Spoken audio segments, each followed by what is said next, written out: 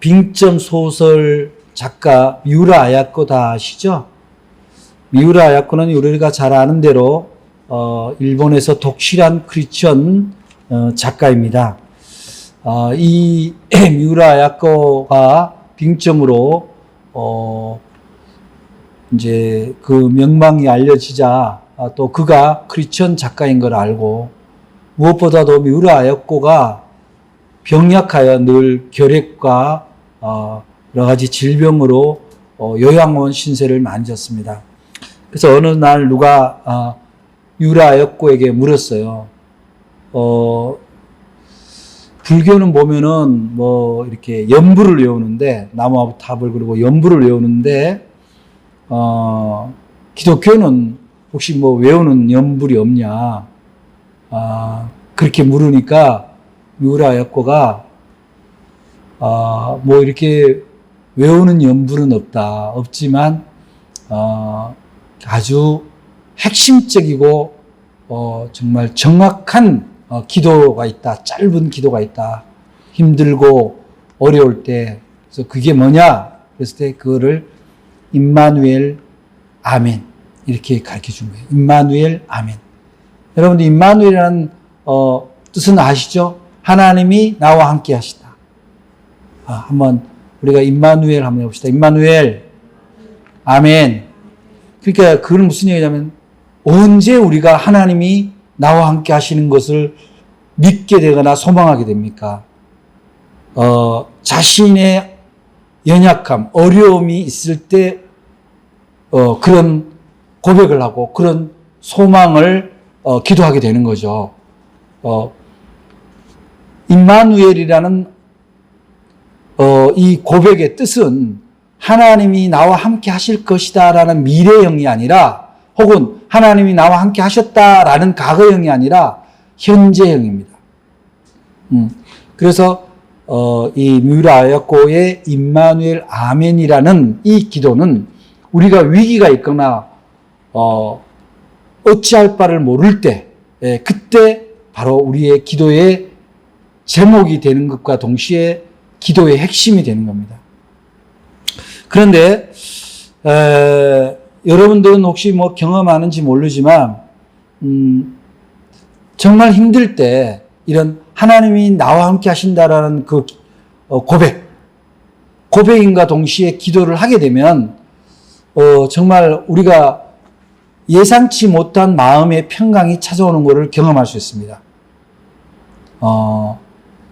가족 중에 중환자가 있어서 큰 수술을 앞두고 있을 때 뭐 가족이 할 수 있는 건 아무것도 없는 거죠. 그때 우리가 할 수 있는 건 뭐예요? 하나님이 우리와 함께 계시다라는 거예요. 하나님이. 그 고백이 그 어찌할 바를 모르는 두려움과 고통과 갈등 속에 있는 우리들에게 얼마나 큰 평안을 주는지 몰라요. 그래서 오늘 말씀에 예수님이 이제 잉태하시고 그가 이제 나심을 고지를 할 때 요셉에게 고지를 하는 장면이잖아요. 고지를 하는 장면에서 우리는 유심히 들여다볼 말씀의 대목이 바로 오늘 함께 나눌 말씀의 주제입니다. 23절에 보니까 이렇게 나오죠. 보라, 처녀가 잉태하여 아들을 낳을 것이요 그의 이름은 임마누엘이라 하리라. 이렇게 되어 있는 거예요. 임마누엘이라 하리라. 번역한 즉 하나님이 우리와 함께 하시다. 계신다. 이게 단수가 아니고 혹은 어떤 특정인 예수에게 그 태어날 아기의 이름이 뭐 그냥 하나님이 함께 하시는 아이라는 뜻이 아니라 임마누엘이라는 뜻이 우리와 함께 하시다라는 뜻이에요. 복수입니다. 근데 그 우리와 함께라고 할 때는 우리라는 단어에 내가 포함이 되어 있을 때 그 확신이 가능한 거예요. 여러분들에게 한번 자신에게 질문해 보시기 바랍니다. 이 임마누엘의 고백이 하나님이 우리와 함께 하신다 할 때 여러분 그 우리 안에 자신이 들어있냐는 거죠. 그 믿음이 없으면 하나님이 함께 계신다는 믿음도 사실은 불가능한 거죠.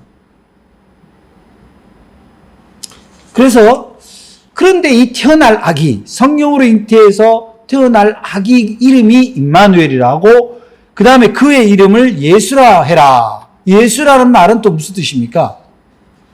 예수는 구원자라는 뜻이에요. 구원자.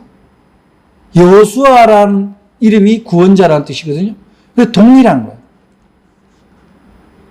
그러니까 구원자, 예수님의 이름의 의미, 또 그분의 정체성은 구원자임과 동시에 뭐예요? 하나님이 우리와 함께 하신다는 것을 드러내는 존재라는 것을 이미 예수의 수태의 고지에서 이미 그 예수님의 정체성을 얘기하고 있는 겁니다. 그래서 그렇다면 이제 예수님이 이 땅에 오시는 거, 우리가 지금 이제 성탄을 맞이할 준비를 하고 있는데, 이 예수님이 오신다라는 의미가 바로 이 세상에 하나님이 우리와 함께 계시다라는 것을 증명하고 보여주고 확인시켜주기 위해서 오신 분이다. 그런 것이 바로 예수님의 정체성이라는 거예요. 여러분, 예수님은 2000년 전에 오셨습니다. 근데 여러분들에게도 예수님이 오셨냐는 거예요.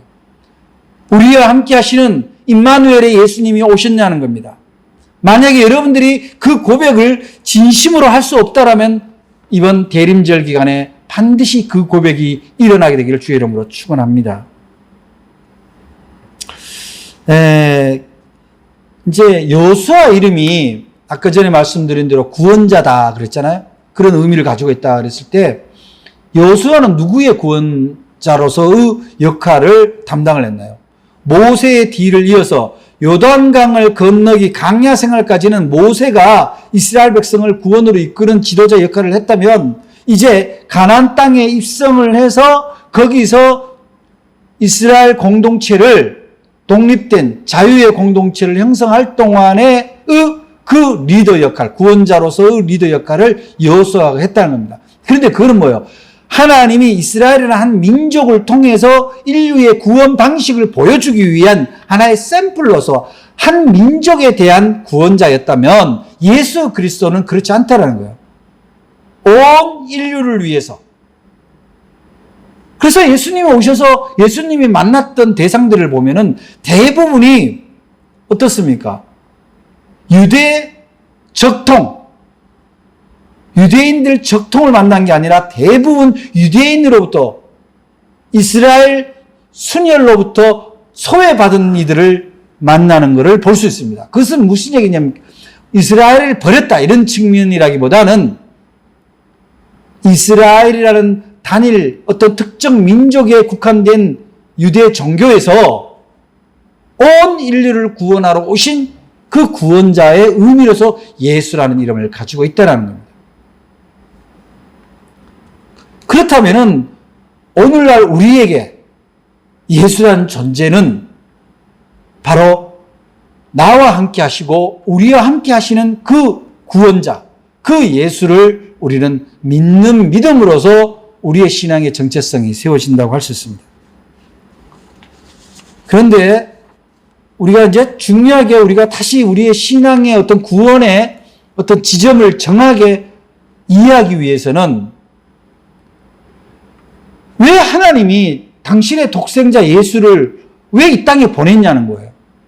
그리고 죄인된 인간의 모습으로 보냈냐는 거예요. 인간은 죄인임을, 누구나 태어날 때 원죄를 가지고 태어납니다. 그 원죄성은 뭡니까? 제가 늘 얘기하지만 어린아이들 여러 명 있는 데서 5명 있는 데서 귤을 3개만 놓거나 사탕을 3개나 막 반드시 일어나는 일이 뭡니까? 싸움이에요, 싸움. 다 자기 중심적이라는 거예요. 자기가 우선이라는 거예요. 하나님이 처음 하나님 닮은 존재로 만든 아담이 생명의 나무와 선악과를 구별하는 나무를 중에 선악을 구별하는 열매를 따먹는 행위가 뭐냐면 구별을 자기가 하고 싶다라는 거거든요. 그것이 뭡니까? 자기가 주체입니다. 자기가 주인인 거예요. 여러분 우리가 한번 돌이켜 생각해 봅시다. 정말 우리의 인생은 우리가 주인입니까? 우리 자체가 존중받아야 되는 것은 마땅하지만 내가 존중받아야 된다고 해서 나의 인생은 나에게만 국한되는 건 아니에요. 그렇잖아요. 우리의 인생의 주인은 어쩌면 우리가 아닐 수 있어요. 그런데 우리가 주인은 아니지만 우리를 가장 빛나게 하는 것도 우리 자신이에요. 그 우리 자신이 빛나는 것, 이른바 영광이 나타나는 데에는 뭡니까? 그 빛나는 것이 무엇인가? 어떤 것이 빛나는 것에 대한 정확한 진리를 깨닫지 못하면 우리는 내가 내 스스로를 빛내고 나를 드러내기 위해서 살아가지만 결국 자기를 죽이는 일을 한 거죠. 마치 아담이 하와와 함께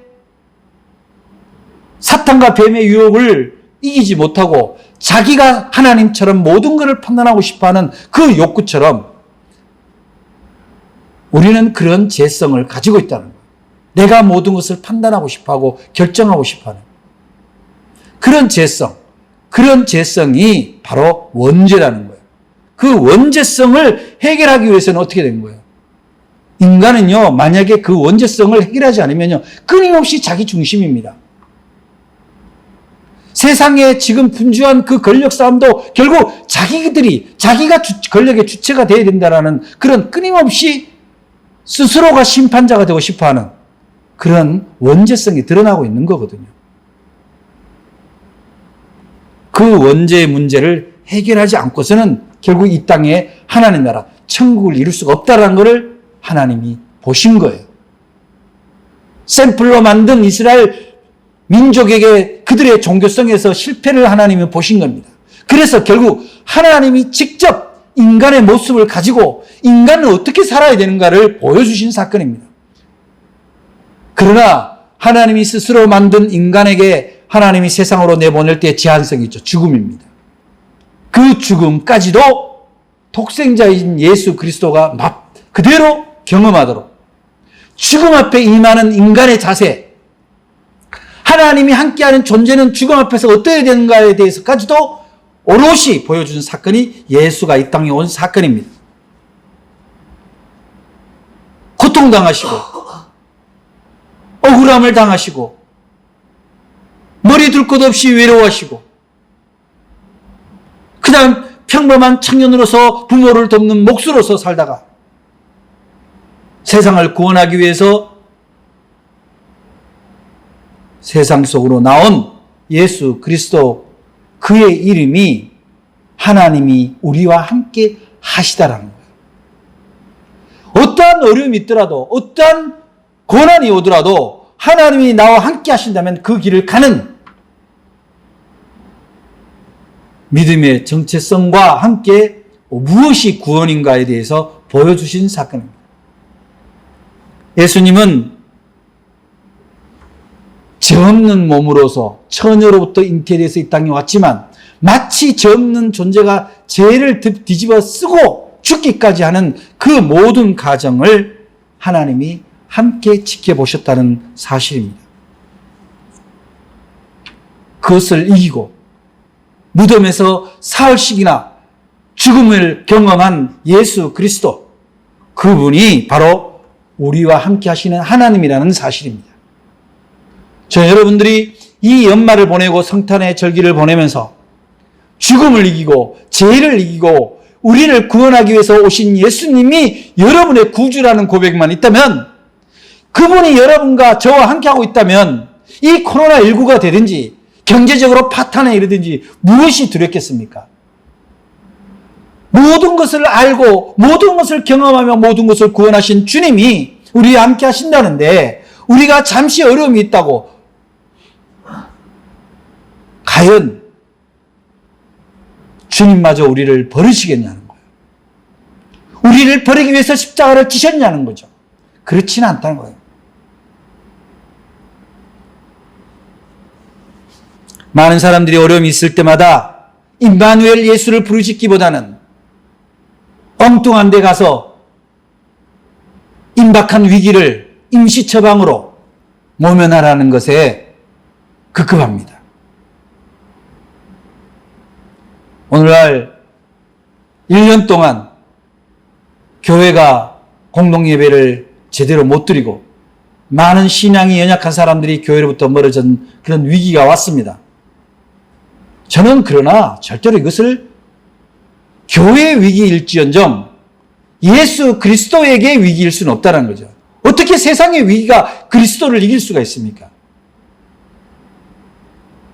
교회를 다니는 사람들의 믿음이 어떻게 세상의 위기보다 못합니까? 우리는 더 이상 그런 것에 흔들릴 수가 없습니다. 임마누엘 예수, 하나님이 우리와 함께 하시겠다는 것을 보여주기 위하신 예수를 믿는다고 고백하고 우리가 그리스도인이 되었는데 교회에 잠시 못 나온다고 예배를 피하고 교회는 교회대로 위기를 얘기하고 교회의 위기가 아니라 믿음이 연약한 사람들의 위기입니다. 여러분들이 신앙이 연약하면 위기가 찾아온 거예요. 임마누엘 예수를 고백할 수 있는 여러분들이 되시기를 바랍니다. 주님은 안락하고 꾸며진 곳에 오시는 것이 아니라 오히려 위기이고 두렵고 어찌할 바를 모르는 곳에 함께 계실 때 그때 주님의 영광이 나타나는 겁니다. 바로 지금이 우리가 바로 임마누엘 예수를 고백할 때입니다. 여러분들 이 대림절 절기 동안 날마다 임마누엘 예수를 고백하고 경험하고 나눌 수 있기를 주의 이름으로 축원을 합니다. 임마누엘 예수님이 왜 오셨습니까? 우리를 구원하기 위해 오셨다면은, 우리와 함께 하시기 위해 오셨다면은 그것은 어떻게 가능합니까? 제가 지지난주에 여러분과 말씀을 나눈 우리의 삶을, 우리의 몸을 당신의 성전으로 삼기 위해서 오셨다 이 말이에요. 우리와 함께 하신다는 것은 곧 우리의 삶과 함께 하신다는 겁니다. 즉 우리라고 하면 너무 나하고 동떨어진 것 같으니까 나의 삶과 나의 육신과 함께 하시는, 나의 몸과 함께 하시는 예수님, 그 임마누엘 예수님이라는 거예요. 고린도전서 3장 16절 우리가 너무나 잘 알고 지난 2주 전에 함께 나눈 말씀, 너희는 너희가 하나님의 성전인 것과 하나님의 성령이 너희 안에 계시는 것을 알지 못하느냐. 하나님께서 우리의 몸을, 우리 자신을 성전 삼으신 이유는 언제나 하나님을 따르고 하나님의 법을 따라 하나님의 통치 아래에 있는 백성을 보호하시기 위함입니다. 더 이상 사탄의 손짓에 휘둘리지 않기 위해서 우리의 삶 안에 함께 하시는 것입니다. 가끔씩 저는 저도 목회를 하고 교회를 치리하는 지도자입니다마는 예수님이 교회를 어디에다 진다 그랬어요? 베드로의 고백이 뭡니까? 주는 그리스도 살아계신 하나님의 아들이시니다라는 그 고백 위에 내 교회를 짓겠다고 했습니다. 그런데 고백은 사라지고 임마누엘 예수에 대한 고백은 사라지고 오로지 교회의 모양만 가지고 있다면 그것은 그야말로 사흘 만에 무너지는 성전과 같습니다. 여러분들이 어디에 있든지 여러분들이 예배를 드리는 그 심령이 중요하다는 거예요. 여러분의 믿음이 임마누엘 예수를 고백하고 있다면 그것이 바로 성전이 되는 겁니다. 그러나 인간은요, 자기 생활의 습관, 어떤 패턴에 의해서 자기 정체성을 결정짓습니다. 교회 안 나가니까 예배를 띄엄띄엄 드리고, 그럼 그 습관이 곧 자기의 정체성이에요. 감염병을 예방하기 위해서 그 모이는 예배가 일정 부분 제한된 거지 예배 자체를 피하는 건 아니잖아요. 그런데 나는 10시에 예배 드려도 괜찮고 9시 드려도 괜찮고 안 드려도 괜찮다면은 그것은 이미 반석 위에 있는 믿음이라고 보기가 어려운 거예요. 어디에 있든지 내가 정확하게 내 스스로 하나님과 약속한 그 약속은 지켜져야 된다는 거죠. 그것이 나의 고백이 되는 거예요. 우리가 세상에서 승리하려면은 내가 바로 하나님의 성전이라는 것.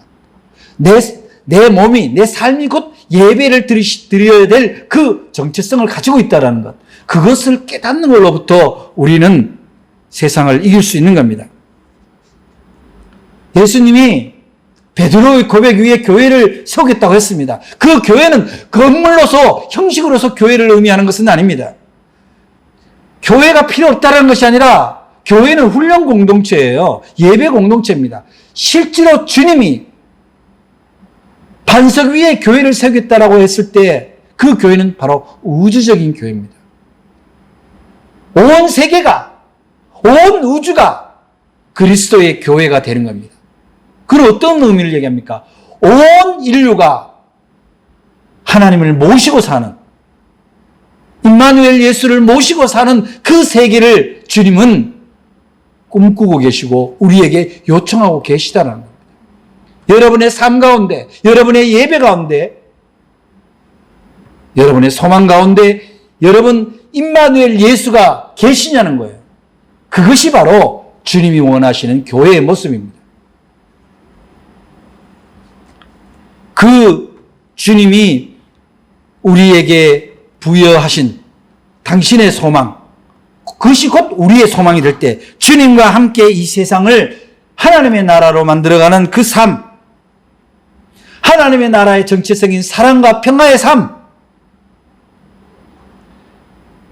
내 것을 더 쌓아두기 위해서 다른 사람의 것을 무시하는 것이 아니라 내 것이 손에 드는 한이 있더라도 없는 자를 위해서 내 것을 내어놓을 수 있는 그 용기, 생즉사 사즉생의 그 믿음이 바로 임마누엘 예수, 우리 안에 함께 하시는 예수님의 뜻이라고 할 수 있습니다. 데살로니가 전서 5장 10절에 보면 예수께서 우리를 위하여 죽으사 우리로 하여금 깨어있든지 자든지 자기와 함께 살려 하려 하셨느니라. 결국 예수님께서 십자가에 달려 죽으시고 그 무덤 속에서 3일 있다가 부활하시고 승천하신 이유는 바로 죽거나 살거나 깨어있거나 자거나 우리와 함께 하시겠다라는 그 예수님의 뜻을 역사적으로 보여주는 사건이라고 할 수 있는 겁니다.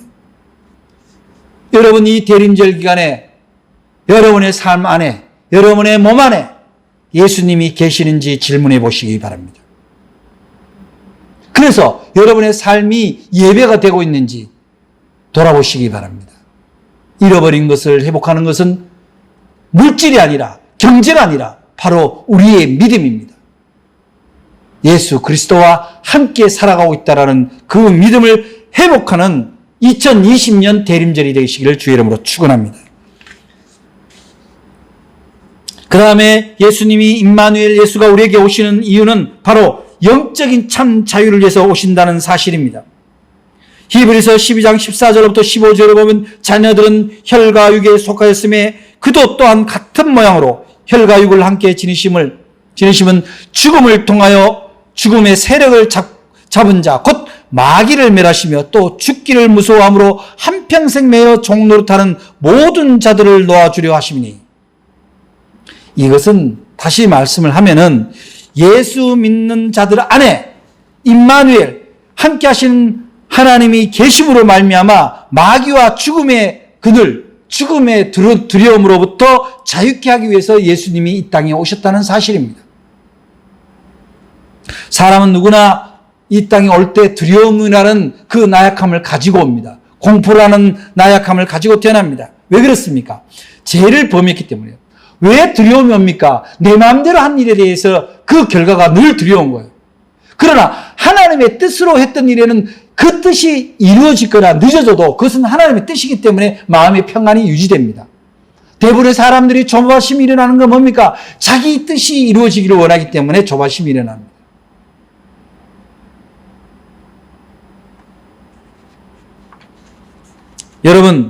여러분들의 뜻이 정말 하나님의 뜻에 부합한지, 여러분의 꿈이 하나님의 꿈과 일치하는지는 여러분 자신이 더 잘 알아요. 간혹 어떤 사람은 자신의 뜻을 하나님에게 끼워 맞추기 위해서 억지로 조르는 사람도 있습니다. 그러나 억지로 조른다고 끼워 맞춰지는 건 아닙니다. 하나님의 뜻은 한결같아요. 이 땅에 하나님 나라를 이루는 삶에 그것이 나의 꿈이 부합하느냐는 거예요. 맞느냐는 겁니다. 나의 욕망,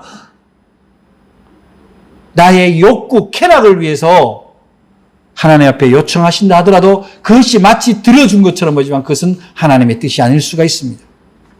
그래서 우리는 우리 안에 있는 나만의 욕구, 욕망, 다른 사람보다 강하고 싶다라는 그런 욕구를 우리는 죄성이라고 합니다. 그 죄성을 우리는 해결할 수 있을 때 진정한 영혼의 평안이 찾아옵니다. 우리가 마음에 진정한 평안을 얻고 자유함을 얻는다는 건 뭡니까? 걸르적거림이 없어야 돼요. 이거를 내가 해도 맞는 거야? 할 때 뭔가 그것 앞에 걸리적거리는 장애가 있다면 그것은 이상한 거예요.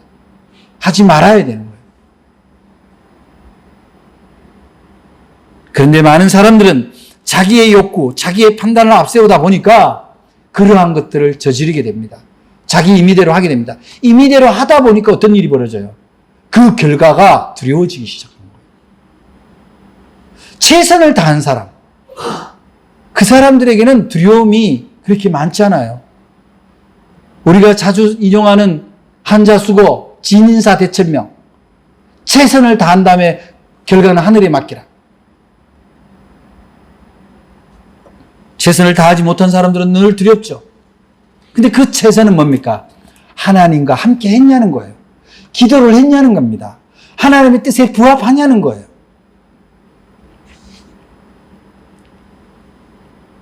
디모데후서 1장 7절부터 8절에 보니 하나님이 우리에게 주신 것은 두려워하는 마음이 아니요 오직 능력과 사랑과 절제하는 마음이니 그러므로 너는 내가 우리 주를 증언함과 또는 주를 위하여 갇힌 자 된 나를 부끄러워하지 말고 오직 하나님의 능력을 따라 복음과 함께 고난을 받으라. 여러분, 우리가 주님의 뜻으로 살아가다 보면은 불편하고 때로는 억울할 일이 종종 있을 수 있습니다.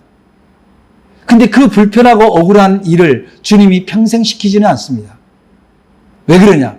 때로는 그 억울하고 불편한 일이 내가 진리를 발견하고 은혜를 받고 깨닫게 되면 그것이 불편하고 억울한 것이 아니라 그것이 하나님의 영광을 위해서 내가 드려지는 내 삶의 예배구나. 내가 하나님 앞에 드려지는 헌신이구나. 깨닫는 순간 그것이 오히려 기쁨이 되고 영광이 된다는 사실입니다. 많은 사람들이 예수 믿고 변화된 것을 얘기합니다. 간증합니다. 대부분의 간증을 보면은 내가 예수 믿기 전에는 직급, 세상의 위치가 어느 정도인데 예수 믿고 나서는 어떻게 변했다. 내가 예수 믿고 나서 우리의 사업이 얼마나 번창되었다.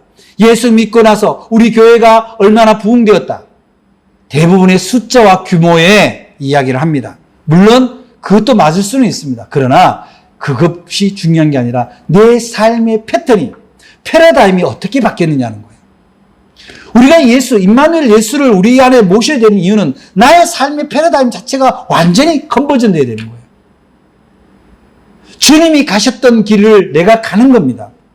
그렇다고 우리가 강야를 나가서 살아라는 게 아닙니다. 누구나 다 가난한 사람들한테 가서 그 자들을 병 고치고 먹을 것을 주라는 그 일을 하라는 건 아닙니다. 적어도 내가 주어진 나의 자리, 나의 가정과 나의 신앙 공동체와 내 생활 공동체에서만큼은 바로 그런 심정으로 예수님이 나와 함께 하신다는 심정으로 그렇게 살아가는 삶의 패턴이 바뀌어져야 됩니다. 그것이 진정한 자유예요. 우리가 어릴 때 부모님이 뭐뭐 하라고 시키는 거 있잖아요. 선생님이 뭐뭐 하라고 시키는 거 그리고 제대로 안 했을 때 우리 마음이 불편합니까? 편합니까? 놀 때는 편안하죠. 내 마음대로 놀 때는 그때는 잠시 좋은지 몰라요. 그러나 어느 때 부모를 만나야 될 때, 선생님을 만나야 될 때가 되면 두려움이 찾아옵니다. 자유롭지 못해요. 우리는 바로 그러한 심령으로 날마다 주님 앞에 서야 되는, 주님 앞에 나의 삶을 공개하고 주님 앞에 나의 삶을 평가받아야 되는 존재라는 사실을 잊지 마시기 바랍니다. 따라서 주님의 뜻을 따르는, 무엇을 하든지 주님의 뜻을 따라서 하겠다라는 그 믿음의 고백과 기도를 통해서 나아갈 때 우리 영혼은 진정한 자유를 얻는다는 거예요. 그것은 구속이 아니에요. 참 자유를 얻기 위해서는 하나님이 기뻐하는 뜻을 따라서 살아가는 겁니다. 예수 믿고도 계속 두려움이 있고, 예수 믿고도 계속 염려하고, 예수 믿고도 계속 자기 중심으로 살아간다면 그것은 어떻게 보면 아직도 과거에 예수를 믿기 전에 죄의 습관에 얽매여 있다. 노예에 얽매여 있다. 살기 위해서 죄를 짓는다는 것과 마찬가지예요. 마치 이스라엘 백성이 광야 동안에 힘드니까 다시 이집트로 돌아가서 그 뜨거운 국물을 먹고 싶어하는 것과 똑같은 맥락입니다. 코로나19 가운데 여러 가지 어려움이 있을 수 있습니다. 예배도 어렵고 생활도 어렵습니다. 그러나 거기에 무너지지 마시기 바랍니다. 거기에 무너지는 존재가 크리스천이 아니에요. 그럴 때일수록 오직 임마누엘 예수를 믿고 붙들고 세상을 능히 승리하며 나가는 영적인 힘을 가진 그리스도인들이 되시기를 주의 이름으로 축원합니다. 주님을 의지하고 살다 보면요, 그 세상 사람들이 두려워하는 것도 다 사사로워 보여요. 말씀을 정리합니다. 예수님이 이 땅에 오셔서 우리와 함께, 그야말로 임마누엘, 하나님과 함께 하시면 어떤 환난이나 핍박이나 고통이 와도 우리는 마치 고급 승용차가 속도를 낼수록 차분해지는 것처럼 우리는 어떤 위기가 와도 우리는 흔들리지 않고 담대해집니다. 어떤 핍박이나 고통이 와도 우리는 무너지지 않습니다. 우리가 자주 애송하는 시편 23편, 그 중에 핵심 구절이라고 할 수 있는 23편 4절에 보니까 내가 사망의 음침한 골짜기로 다닐지라도 해를 두려워하지 않을 것은 주의 지팡이와 막대기가 나를 아니한다는 사실이에요. 이것이 바로 임마누엘 예수를 믿는 우리 신앙의 이유입니다. 여러분들 이 코로나19 가운데 여러분의 경제가 어려워졌다는 것 하나님도 알고 모든 사람이 압니다. 그러나 여러분만의 고통이 아닙니다. 그러나 나보다 더 고통당하는 사람은 있을 수 있다는 거죠. 내가 힘들지만 나보다 더 어려웠고 더 힘겨워하는 이웃을 생각한다면 우리는 좀 더 겸손해지고 좀 더 배려하고 좀 더 기다려주는 그런 믿음의 모습이 나타나야 될 것입니다. 우리 주변의 이 어려운 여러 가지 문제들을 이기고 잘 극복함으로 임마누엘 예수가 이 땅에 오신 그 목적이 바로 여러분 개개인 한 사람 한 사람으로부터 성취되기를 주의 이름으로 축원합니다. 임마누엘 예수의 능력이 여러분의 개인의 삶과 영혼 안에서 이 시대에 그리고 지금 여기에서 성취되게 되기를 주의 이름으로 간절히 축원합니다. 그래서 예수 믿고 나는 평안을 얻었노라, 평화를 얻었노라, 두려움을 이겼노라, 그렇게 고백할 수 있는 주의 백성들 다 되기를 주의 이름으로 축원합니다. 그러한 임마누엘의 예수를 여러분 안에 오늘 이 시간 모실 수 있기를 간절히 축복합니다. 기도하겠습니다. 사랑의 하나님 감사합니다. 임마누엘 예수를 참으로 날마다 앙망하고 기다립니다. 주님, 어려울 때일수록 우리와 함께 하시는 주님을 의지함이 얼마나 평안이고 얼마나 우리에게 인내와 또한 승리의 확신을 주는지 모릅니다. 주님, 우리 사랑하는 성도들 모두가 바로 임마누엘 예수를 품으며 그분과 함께 이 대림절을 승리하며 기뻐하며 정말 영광의 성탄절을 맞이할 수 있도록 함께하여 주시옵소서. 예수 그리스도 이름으로 기도드립니다. 아멘.